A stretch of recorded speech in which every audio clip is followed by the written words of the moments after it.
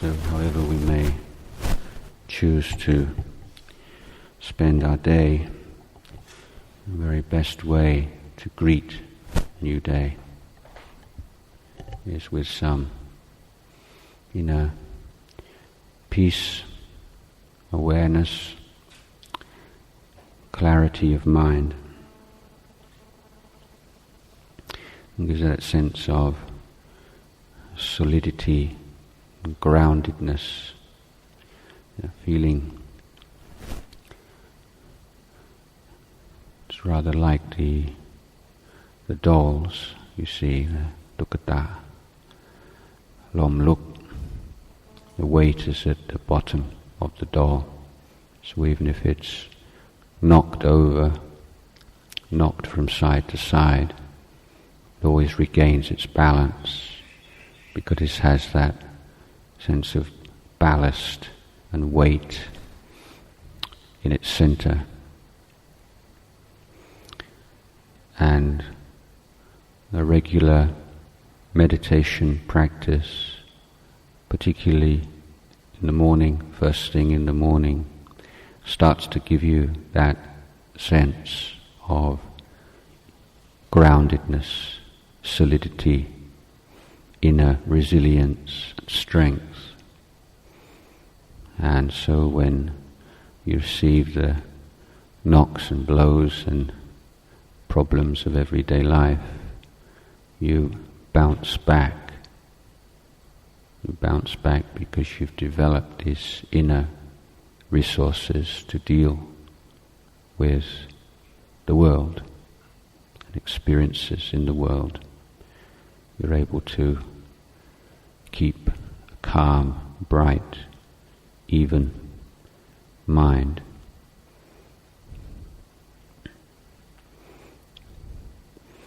If you've seen vehicles, mostly tend to be military vehicles, but ones which have sophisticated computer systems that they can cover very difficult terrain, desert terrain, rocky terrain, and the computer's constantly recalibrating the balance of the vehicle, so the vehicle is always steady, stable, even though the track, the road that's following is very rocky. This is something we can develop from meditation, a sense of inner equilibrium, inner balance, despite what's going on.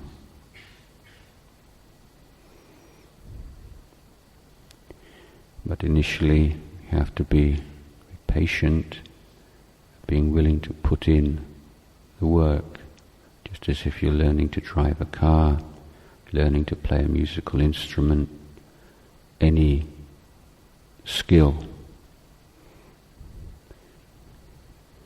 comes about through practice.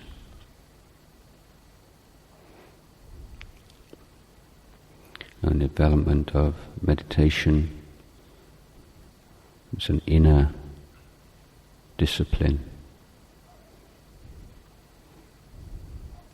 one in which we are willing to give up just the small everyday pleasures of enjoying memories, imagination, fantasies.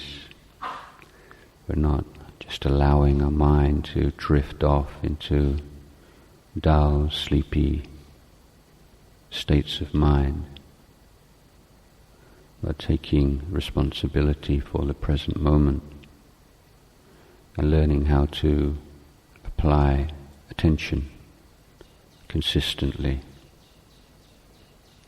to an object. Developing awareness is developing the ability to be awake to life, to really present to your life, rather than being swayed and pushed around by thoughts and emotions, having some perspective on the nature of thoughts and emotions, neither repressing or necessarily expressing, but knowing things for what they are.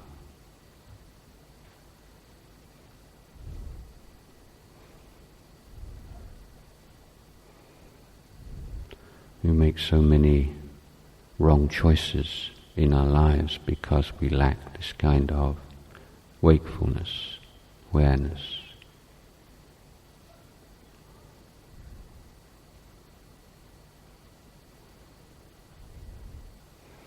And developing this kind of inner brightness of mind, providing the foundation for intelligent decision-making, intelligent choice.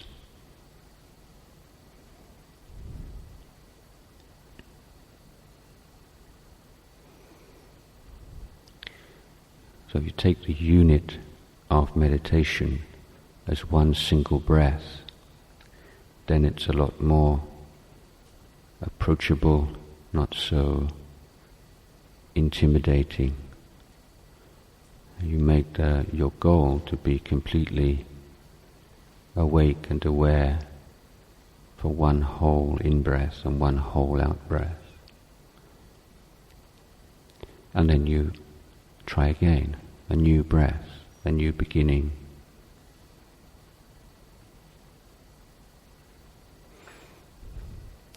Now one way of looking at the breath would be to imagine that we're a doctor and we have perhaps in the countryside somewhere, and a very long line of patients, all with rather similar illnesses. And if you're a good doctor, you give absolute respect, attention to every single patient, even though they may look similar, they may dress similar, they may have the same kind of illness, but you give them their humanity, you give them that kind of respect. And so if you take every single breath, even though breaths are rather similar,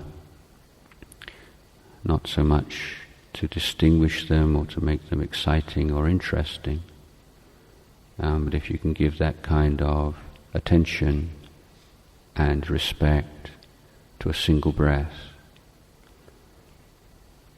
and then you start again, a new breath, like a doctor with a new patient.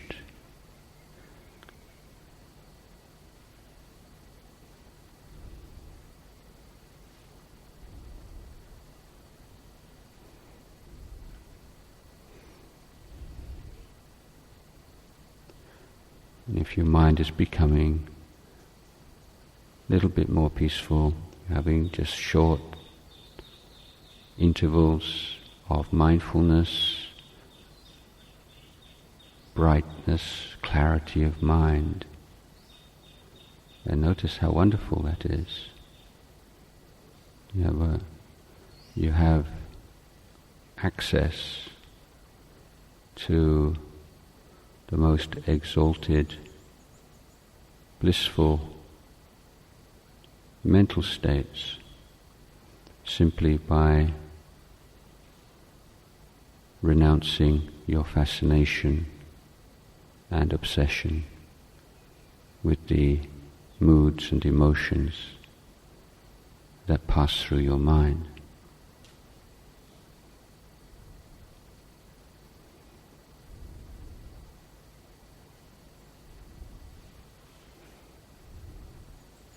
The more you can let go of the past and the future and everything irrelevant to the present activity, the stronger your mind becomes, clearer your mind becomes.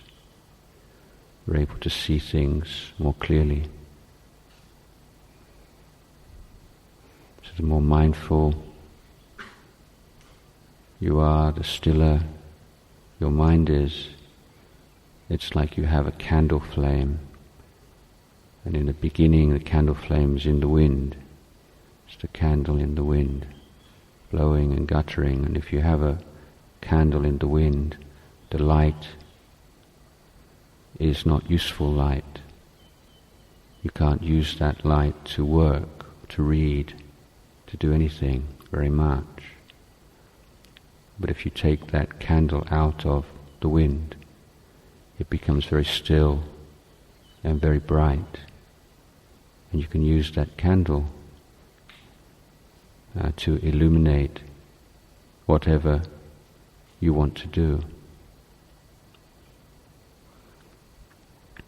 So in practice of meditation, we're comparing the mind to a flame, a candle flame, and through the recollection, attention to the breath, it's as if we take the candle out of the wind. It becomes still and bright and clear, and we begin to see everything as it actually is, without the filters of desire and fear.